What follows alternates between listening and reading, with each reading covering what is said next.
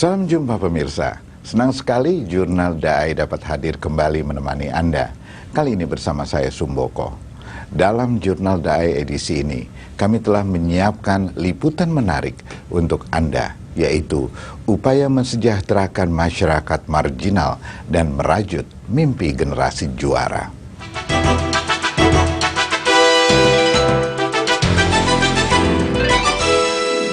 Melepaskan gaji dan fasilitas tinggi dari pekerjaan di sebuah perusahaan multinasional ternama, Leonardo Camelius memilih mengikuti suara hatinya.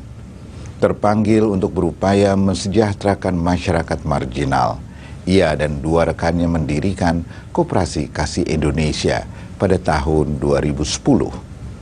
Bagi mereka, koperasi ini adalah sebuah sekolah kesejahteraan untuk masyarakat kurang mampu. Perjuangan utama yang mereka lakukan adalah mengubah pola pikir masyarakat melalui pendidikan.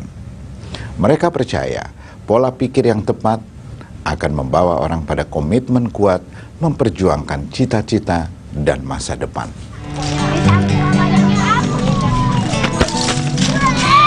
Gantian sama yang lainnya biar kebagian.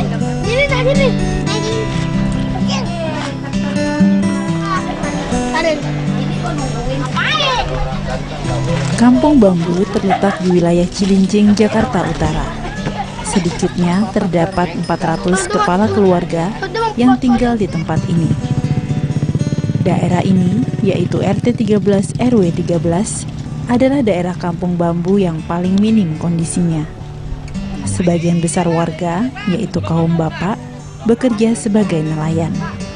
Sementara para ibunya bekerja sebagai pedagang ataupun pengupas kerang. Rata-rata penghasilan tiap keluarga mencapai Rp50.000 per hari. Para ibu yang menjadi pengupas kerang bekerja dari pukul 11 siang hingga 7 malam. Mereka menerima upah Rp2.500 per kilogram. Biasanya dalam sehari, mereka mampu mengupas kerang hingga 15 kilogram.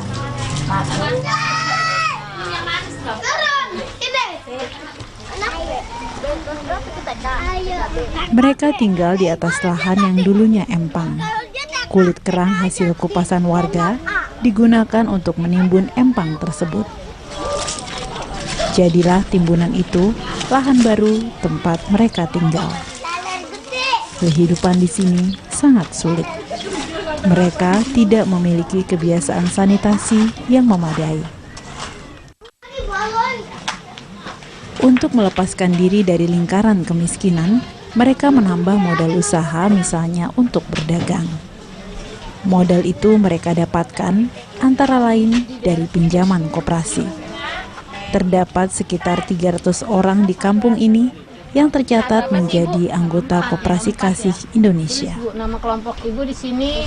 Tujuan kami adalah keluarga-keluarga kurang mampu bergabung di KKI, kemudian mereka bisa jadi sejahtera.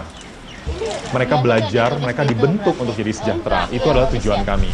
Kalau mau membantu orang yang benar-benar kurang mampu untuk maju, pinjaman aja nggak cukup. Harus ada pendidikan, ini yang paling utama, ini fondasinya. Saya mau merubah manusia yang merubah pikirannya. Terus yang kedua harus ada tabungan. Wilayah kerja Koperasi Kasih Indonesia saat ini baru meliputi Kecamatan Koja dan Kecamatan Cilincing, Jakarta Utara. Untuk wilayah Cilincing, selain di Kampung Bambu, Koperasi Kasih Indonesia juga menjalankan tugasnya di Kampung Lagoa.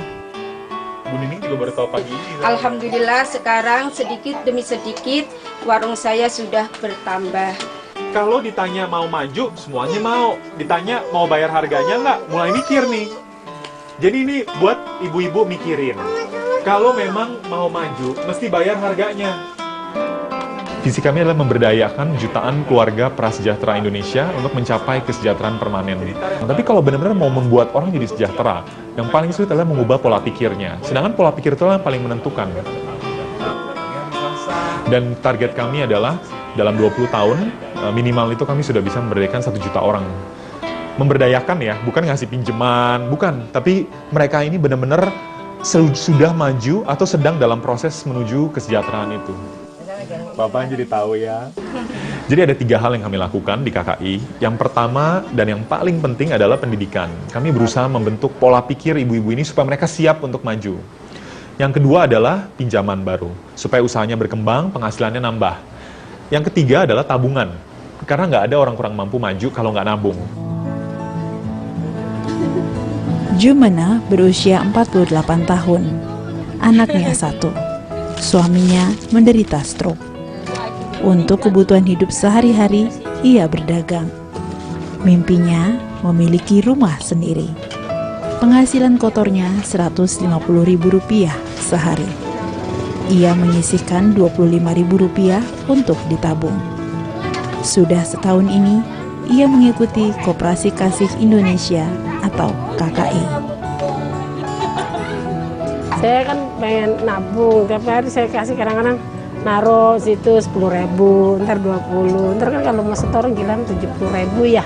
Jadi saya setorin ya buat di koperasi karena pengen maju usahanya biar bareng-bareng gitu sama KKI. Saya ikut KKI waktu itu karena saya ingin punya rumah. Soalnya saya waktu itu saya rumah tangga udah 19 tahun, jalan 19 tahun saya masih ngontrak aja.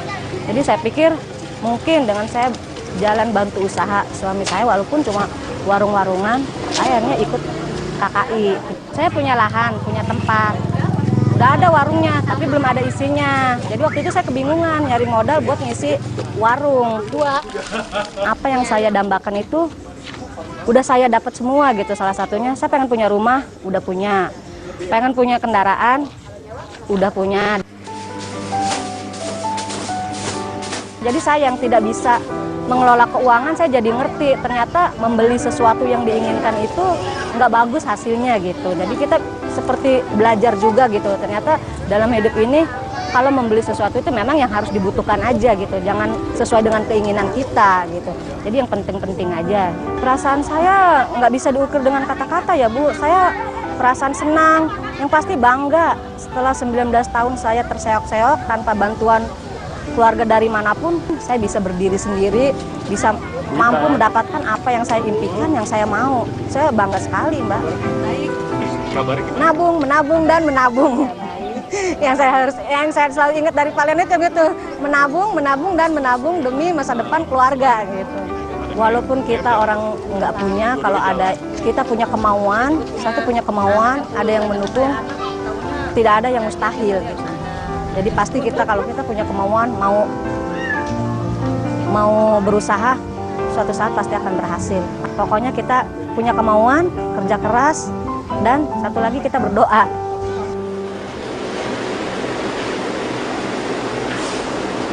Ini sangat membuat kami bahagia ya, karena ketika kami mulai, banyak orang yang bilang ngapain sih ngasih pendidikan, nggak ada duitnya, susah, nggak ada hasilnya lagi belum tentu. Tapi ternyata kami berhasil, meskipun belum dalam skala besar, kami berhasil membuktikan bahwa pelatihan itu yang sungguh-sungguh bermanfaat justru. Saya mikir, wah, saya merasa ya berutang hidup saya lah sama Tuhan. Tapi saya nggak mau jadi istilahnya pemuka agama atau apa gitu, enggak. Saya mau sebagai orang awam. Akhirnya saya bilang bahwa saya mau hidup saya ini, nantinya saya mau bantuin banyak orang gitu. Itu cita-citanya. Tapi ternyata jalan hidupnya berbeda, panggilan Tuhannya berbeda. Waktu saya lagi kerja, jadi saya sedang menjalani impian itu, waktu itu saya sempat jadi relawan ke Padang selama 2 minggu. Nah, selama 2 minggu itulah saya menemukan bahwa membantu orang lain itu perasaan yang luar biasa. Saya gaji puluhan juta, fasilitas bagus, tidak bisa membeli kenikmatan membantu orang gitu. Jadi kami sudah hampir 3 tahun perjalanan kami, dan kami sangat bersyukur kami mengawali awal tahun ini dengan kurang dari 700 orang. Hari ini adalah di bulan September, sudah mau akhir, anggota kami adalah 2.100-an orang. Jadi kami berkembang, bertumbuh dengan cepat saat ini. Sini banyak sekali hal yang terutama di tim manajemen yang kami lepaskan untuk ini. Saya melepas banyak sekali impian-impian saya. Perusahaan impian saya lepas. Saya tadinya mau sekolah, saya lepas. Kehidupan yang nyaman, gaji yang besar saya lepas. Maksudnya banyak sekali yang kami lepas, kami bayar untuk bisa melakukan KKI ini. Tim Koperasi Kasih Indonesia terdiri dari 12 orang. 4 orang sebagai tim manajemen, dan 8 orang sebagai tim lapangan. Mereka adalah juga mahasiswa, sarjana, ataupun ibu rumah tangga. Tantangannya panas, terus mungkin kalau untuk dulu sih awal-awal kayak ditolak gitu sama orang, diomel-omelin. Sebenarnya mau bantu malah diomel-omelin, mungkin tantangannya itu sih. Karena kita itu kan kerja harus dari hati, nggak bisa sembarang kerja aja. Dimanapun pasti kerja itu harus dari hati kan. Perasaan saya tentunya saya senang ya, apalagi orang itu yang kita bantu, dia bisa hidupnya itu lebih sejahtera, itu membuat suatu banggaan juga. Karena selama ini kan saya mendidik ibu-ibu juga ya, memang tujuannya agar mereka kehidupannya lebih sejahtera lagi. Nah apabila ada yang sudah tercapai lah, itu saya merasa senang sekali karena usaha saya itu nggak sia-sia. Jam 10.30 di rumah ibu. Nah yang paling utama sekali adalah koperasi simpan pinjam. Koperasi simpan pinjam itu mempunyai kewajiban menggerakkan sektor real usaha anggota. Jadi usaha anggotanya itu harus naik gitu. Nah, oleh karena itu harus fokus nanti sebagai badan hukum, koperasi itu harus dikelola secara good system, good person. Kami ingin bisa membantu orang lain, jadi gimana bekerja tiap hari itu nggak cuma dapat uang, tapi bisa berguna buat orang lain.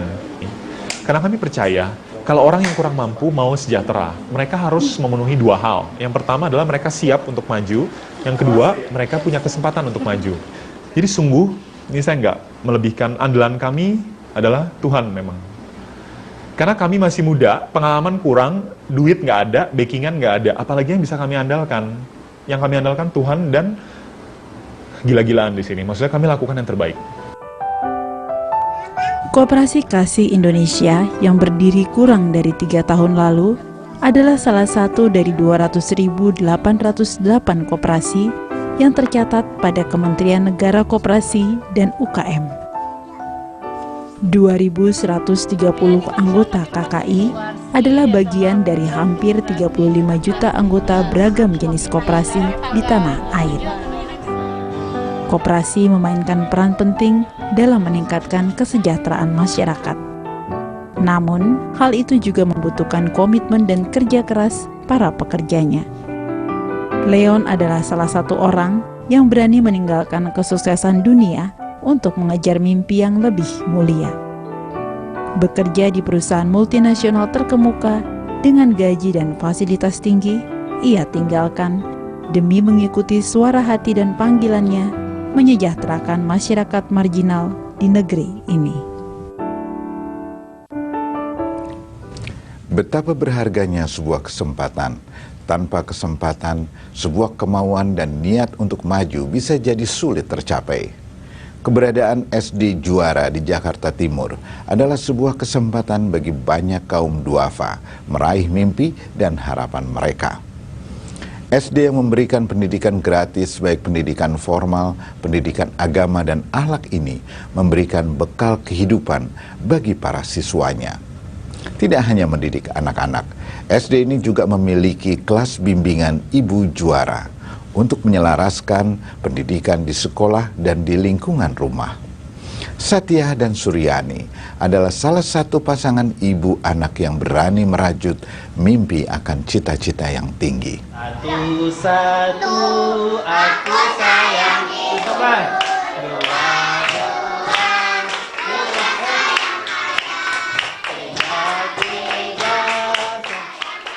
Pingin jangan sampai kayak emaknya, ini benar-benar saya dijuangin benar-benar sama saya. Biar pinginnya sekolah tinggi ini, biar mudah-mudahan emaknya punya rezeki bisa nemu jalan keluarnya gitu. Biar saya lulus dari sekolahan, terus pesantren, saya kerja nanti. Inginnya cerdas, jadi anak soleh, terus bisa mencapai cita-citanya, jadi biar diganti rumahnya. Mimpi dan harapan Suryani dan Satya adalah ungkapan yang mewakili harapan anak-anak dan para orang tua mereka.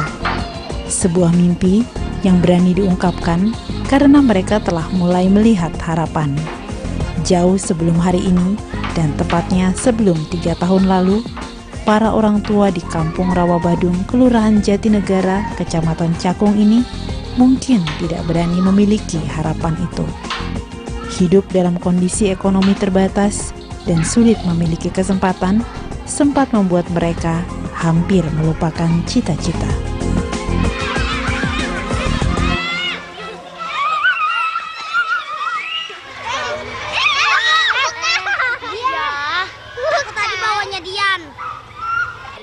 Jadi ketika mereka bersekolah di sini, itulah sebuah PR besar bagi kita, di mana kita harus berupaya. Ini anak-anak yang awalnya berada pada sebuah lingkungan yang mereka tidak diperhatikan, maka ketika mereka bersekolah di SD Juara, kita berharap kita berikan sebuah pelayanan, pendekatan dengan hati, sehingga mereka punya kepedean, percaya diri, kemudian nanti di sana nanti akan menimbulkan sebuah karakter yang positif dalam diri mereka.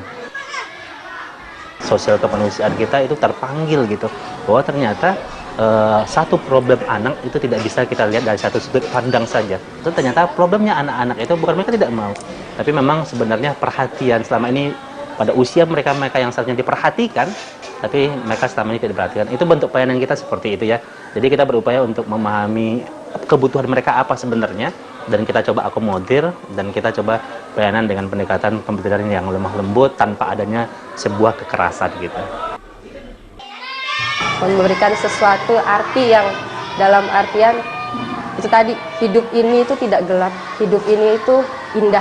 Besok pasti matahari akan terus muncul. Tidak selamanya malam itu panjang, besok itu cerah ya. Segala sesuatunya yang kalian inginkan, segala sesuatu yang memang anak-anak harapkan itu akan ada seandainya kalian yakin bisa.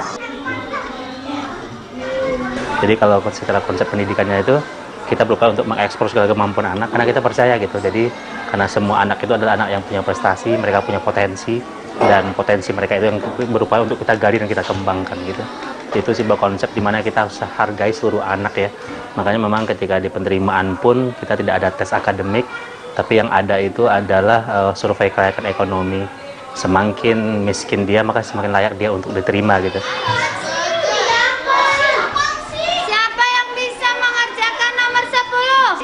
Saya, Bu. Suryani duduk di kelas 4 SD Juara, Jakarta Timur. Usianya 9 tahun. Dia anak pertama dari 2 bersaudara. Ayahnya bekerja sebagai penjual sate. Penghasilan keluarganya 100 hingga 200 ribu rupiah per hari. Saya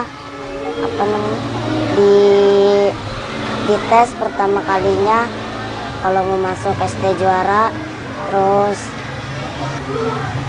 udah suruh nulis, kalau udah selesai suruh kumpulin.